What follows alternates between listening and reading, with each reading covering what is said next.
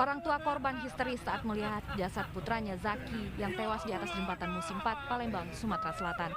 Kedua korban Zaki dan Raka adalah kakak beradik yang mengalami kecelakaan saat hendak menuju lokasi latihan menembak di kawasan Jakabaring Sport City, Palembang. Dalam kecelakaan ini, Zaki yang berprofesi sebagai atlet menembak tewas di tempat, sementara sang kakak luka parah. Kecelakaan dipicu dari sebuah mobil pick-up yang menabrak motor korban saat menghindari kendaraan lain yang berada di depannya.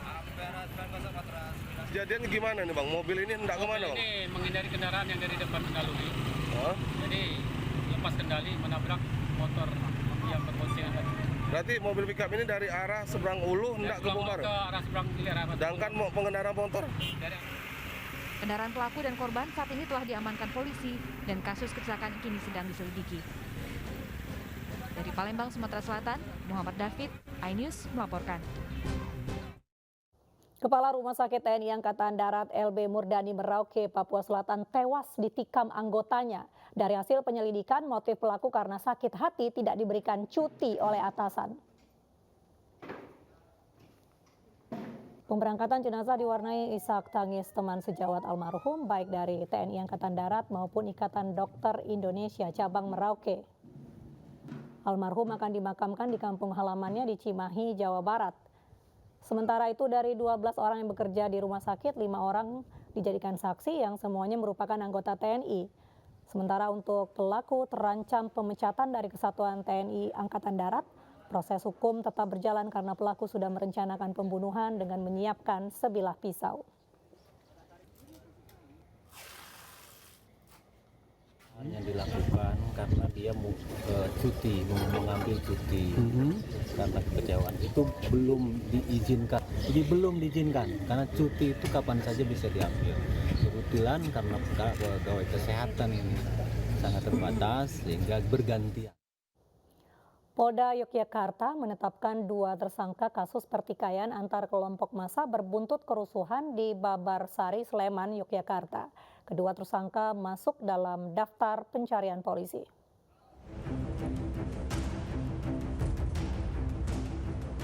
Polisi merilis 2 identitas buron kasus bentrok massa di Babarsari, Sleman, Yogyakarta. Keduanya menjadi tersangka kasus kekerasan hingga mengakibatkan 3 orang terluka. Polisi minta masyarakat melapor dan tidak menyembunyikannya karena bisa ikut terjerat hukum.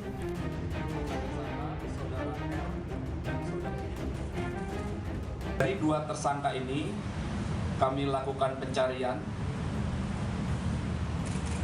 dan 1 diantaranya yaitu saudara AL alias L telah kami terbitkan surat daftar pencarian orang. Mengajak seluruh warga Indonesia Timur dimanapun berada untuk selalu hidup rukun, menjunjung tinggi semangat kebinekaan. NKRI harga mati. Sementara di Bekasi, Jawa Barat, para pemuda dari Indonesia Timur mendeklarasikan ikrar cinta damai. Selain menyayangkan gesekan massa di Babarsari, Sleman, para pemuda ini minta masyarakat tetap solid menjaga keutuhan Negara Kesatuan Republik Indonesia. Kami tidak mau kekerasan yang terjadi di kota Yogyakarta berimbas sampai ke Bekasi dan atau Jabodetabek. Kita nggak mau hal itu terjadi di sini. Karena kita ini sudah saling kenal. Dari dulu kita udah baku kenal antara satu dengan yang lain. Pokoknya kita di sini ras Melanesia harus bersatu di kota Bekasi ini. Rambut keriting, kulit hitam kita sama. Sebelumnya 2 kelompok massa bertikau hingga merusak dan membakar sebuah tempat hiburan di Babarsari, Sleman. 3 orang terluka berat akibat senjata tajam dan menderita cacat permanen. Tim Liputan iNews melaporkan. Kementerian Sosial mencabut izin Lembaga Filantropi Aksi Cepat Tanggap atau ACT. Pusat Pelaporan dan Analisis Transaksi Keuangan (PPATK) langsung membekukan 60 rekening milik ACT.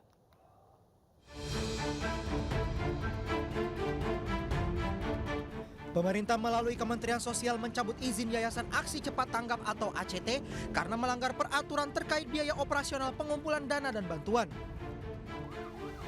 Pencabutan izin ACT dinyatakan dalam keputusan Menteri Sosial RI nomor 133 tertanggal 5 Juli 2022. Kan sudah ada SK-nya, baca SK itu aja cukup. Berarti benar ya Pak, SK kita sudah cabut penggalangan dananya ya Pak? Ya.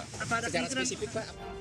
Usai izinnya dicabut ke Mensos, PPATK langsung membekukan 60 rekening yayasan atas nama ACT agar bisa dianalisis lebih lanjut. PPATK menghentikan sementara transaksi atas 60 CIF, atas 60 rekening, atas nama entitas yayasan tadi di 33 penyedia jasa keuangan. Jadi ada di 33 penyedia jasa keuangan sudah kami hentikan. Sebelumnya pimpinan ACT mengakui pihaknya memungut biaya pengumpulan sumbangan sebesar 13,7%. Sementara peraturan pemerintah membatasi pembiayaan usaha pengumpulan sumbangan maksimal hanya 10%. Tim Liputan iNews melaporkan. Menanggapi keputusan pemerintah mencabut izin pengumpulan uang dan barang, Yayasan Filantropi ACT kaget. Karenanya ACT segera mengirim surat kepada pemerintah untuk mencabut keputusan Kemensos.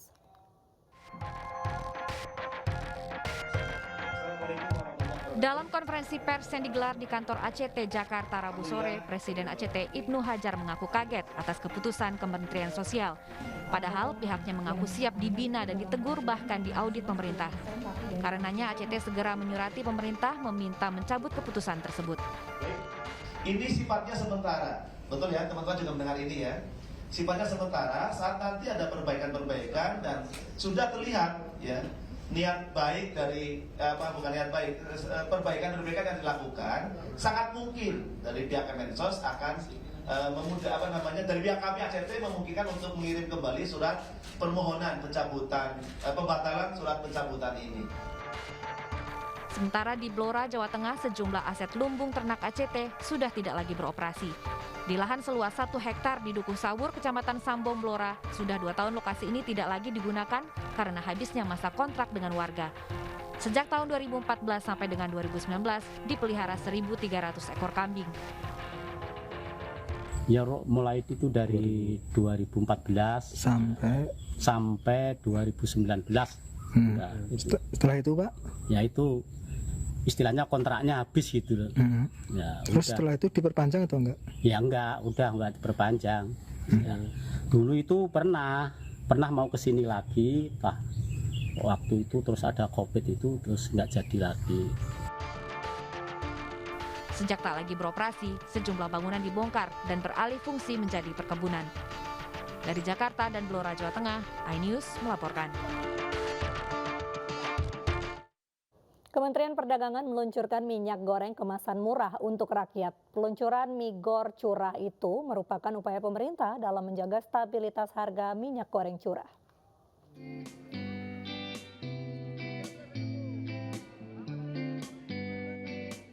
Hari ini Menteri Perdagangan Zulkifli Hasan meluncurkan minyak goreng kemasan rakyat bermerek Minyak Kita yang berlangsung di halaman Kementerian Perdagangan Jakarta Pusat.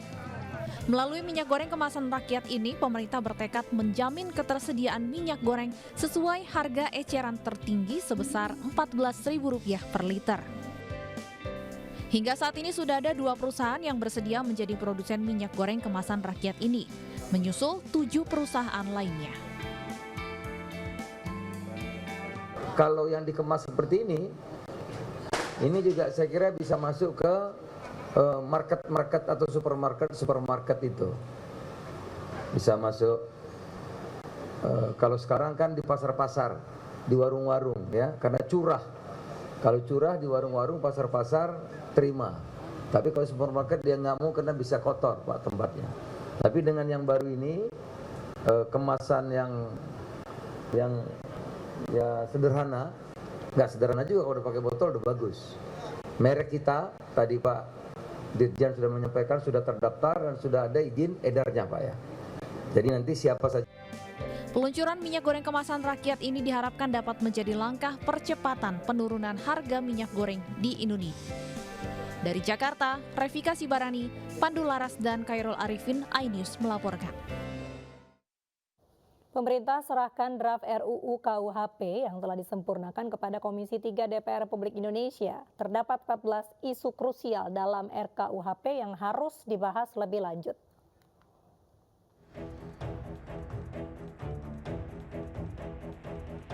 Pemerintah melalui Wakil Menteri Hukum dan HAM, Edward Omar Syarif Hiyari, menyerahkan revisi RUU KUHP ke Komisi 3 DPR RI Rabu pagi bersama dengan RUU Permasyarakatan. Ada 7 hal yang disempurnakan pemerintah dalam naskah RKUHP 2019, termasuk diantaranya pasal-pasal kontroversi yang menjadi isu krusial dan disorot masyarakat. Jadi ada 7 hal yang kita melakukan revisi itu, artinya menyempurnakan ya. Yang pertama yaitu ada tentunya 14 isu itu ya. Terhadap 14 isu itu saya selalu mengatakan sikap pemerintah dan DPR ada 3. Yang pertama ada reformulasi. Reformulasi kan berarti kan ada kalimat yang diperbaiki. Yang kedua ada pasal yang dihapus. Kemudian yang ketiga tetap kita pertahankan. Itu yang pertama. Jadi kan ada 7 hal ya. Yang kedua ada penambahan beberapa pasal yang tadinya itu ada dalam konsep 2015, tapi tiba-tiba dalam konsep 2019 nggak ada. Itu 3 pasal mengenai penadahan dan 3 pasal mengenai kejahatan percertakan. Itu kita masukkan lagi. Yang ketiga, kita melakukan sinkronisasi antara batang tubuh dan penjelasan.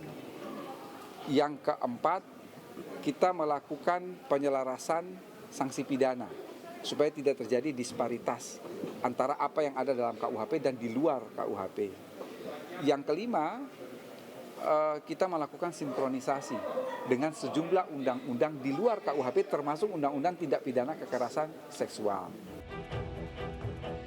Selain perbaikan penjelasan pasal, pemerintah juga menambah pasal yang sebelumnya ada di tahun 2015, namun hilang pada draft 2019, yaitu tentang penadahan, penerbitan, dan percetakan. DPR akan membaca draft penyempurnaan yang diserahkan pemerintah lebih dulu. Setelah itu pemerintah dan DPR bersepakat untuk segera menyelesaikannya, khususnya terkait dengan 14 isu krusial sebelum disahkan. Sebelumnya gelombang protes terus mengalir meminta transparansi pembahasan RKUHP. Selain meminta draft dibuka ke publik, demonstran mahasiswa juga meminta pasal-pasal kontroversial diperbaiki. Tim Liputan iNews melaporkan. Partai Keadilan Sejahtera (PKS) daftarkan gugatan uji materi ambang batas pencalonan Presiden 20% ke Mahkamah Konstitusi. Presiden PKS Ahmad Saiku menyampaikan tujuan uji materi agar memperkuat sistem demokrasi sehingga membuka peluang lebih banyak calon presiden dan calon wakil presiden. Presiden PKS Ahmad Saiku dan Sekjen PKS Abu Bakar Al-Habsyi dengan didampingi tim kuasa hukum mendaftarkan uji materi atau judicial review ambang batas pencalonan presiden atau presidential threshold 20% ke Gedung Mahkamah Konstitusi Jakarta. Dalam pandangan PKS sebagai peserta pemilu, pasal 222 Undang-Undang Pemilu dapat mempersempit adanya calon presiden dan calon wakil presiden alternatif. Dikhawatirkan jika hanya ada 2 calon, maka akan muncul kembali polarisasi di tengah masyarakat layaknya pemilu-pemilu sebelumnya.